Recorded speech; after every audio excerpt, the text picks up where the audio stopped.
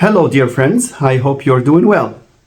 Many of us might think that by writing to utilize instead of to use, we have provided a more sophisticated version of the verb. Despite some overlap, these two verbs are not as interchangeable as they are often imagined.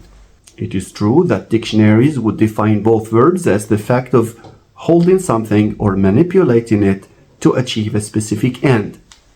The verb to use usually refers to the fact of holding or manipulating something to achieve a purpose for which it was initially intended. For example, when the key was invented, it was invented to open doors. And it is for this reason that it's better to say, I am using the key to open the door. The verb to utilize, on the other hand, is generally defined as the fact of manipulating or holding something to achieve a purpose beyond which it was initially intended. Let's take the example of the key to shed more light on this distinction. Just imagine we have a card to scratch to uncover a number, for example. We can use our nails if they are solid enough, although it's not a practical way of doing it. We can use a coin, but we can also use a key to scratch the surface, the back of the key, for example. So here we are not using the key, we are utilizing the key. Why? Because the key was not initially invented to scratch cards. A second example can be with the smartphone. When the smartphone was initially invented, it was invented to make calls and to receive messages, to record videos, as I am doing now, and to use other applications. So here we are using the phone, we are using our smartphones to record, we are using our smartphones to make calls, to receive messages, to use applications, etc. But just imagine this weird situation in which, for example, I am in a balcony with a pile of papers next to me on a chair, for example, and let's imagine that I want to hold those papers together because it's windy and I'm afraid they would fly. So what I do is, take my smartphone and put it on that pile of papers. So here I am making use of the smartphone, but the smartphone was not intended for this purpose. So I am utilizing my smartphone to hold the papers together, just as I utilize the key to scratch a surface. I am using the key to open the door. I am using the smartphone to make calls, to use the applications, etc. But I am utilizing the key to scratch a surface and utilizing the smartphone to hold the papers together. This said, here's a remark to some of our doctoral students who write something like, in this study, the questionnaire will be utilized, or the study utilizes the interview to shed more light on this or that issue. The interview and the questionnaire were invented for this specific purpose. That's their primary purpose behind their introduction in the field of research. And therefore, you are not utilizing them, you are using them. Just for your information, the verb utilize is only a recent episode in the English language. It was first attested at the beginning of the 19th century. So it's more recent than the verb to use. Are you keen on some history? Please continue watching. The verbs to use and to utilize both came into English via French, which borrowed the two words from Latin. And here is the story. In Latin, there were two varieties, as we know, classical Latin and vulgar Latin.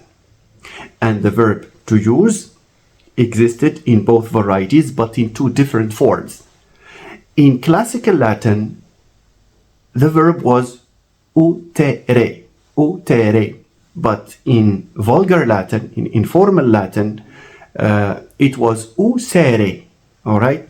So usere was catapulted into Old French, and it became usere, and it later became uze, and then that's why we have the er. But what happened was that in French, the verb usere, which is to use, user, took another direction in French. It underwent what we call a semantic shift, un glissement sémantique. It acquired another meaning, the meaning of deteriorate, the meaning of wear out. And that's why we have des pneus usés, des chaussures usées, la couche d'ozone usée.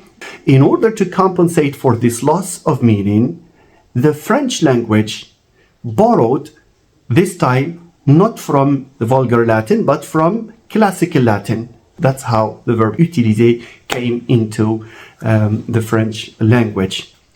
In English, the verb to use did not undergo any semantic shift, and therefore it survives with its primary meaning to use.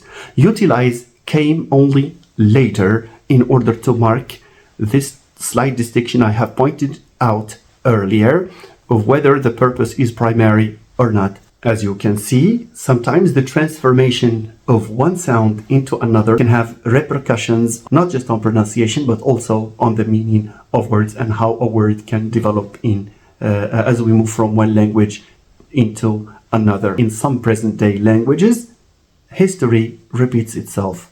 This correspondence of s and t continues today as we compare some European languages. This shift from t to s, as is the case of the shift from classical Latin to vulgar Latin, utere becoming osere.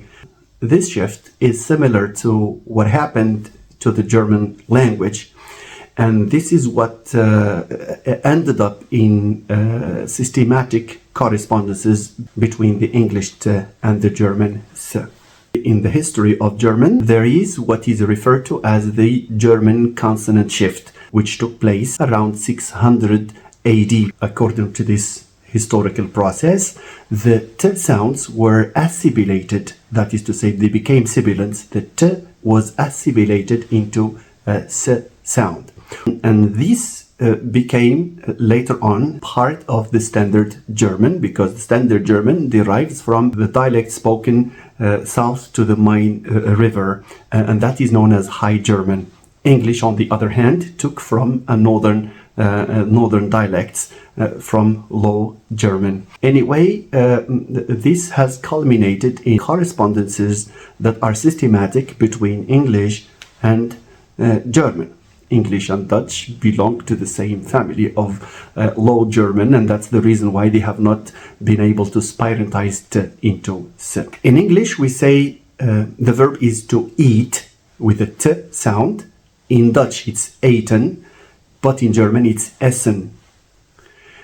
The verb to forget in English corresponds to the Dutch vergeten, which is realized in German as vergessen. That in English is dat in Dutch, but it is das in German. The verb to let in English is laten, like laten wij in Dutch, but it's lassen wir. It's lassen in German. All in all, my purpose in this video was twofold. First, to point to the distinction between use and utilize, and second, to shed some light on the history of the evolution of these words and how a change in a given sound can have far-reaching consequences on languages. Thank you very much.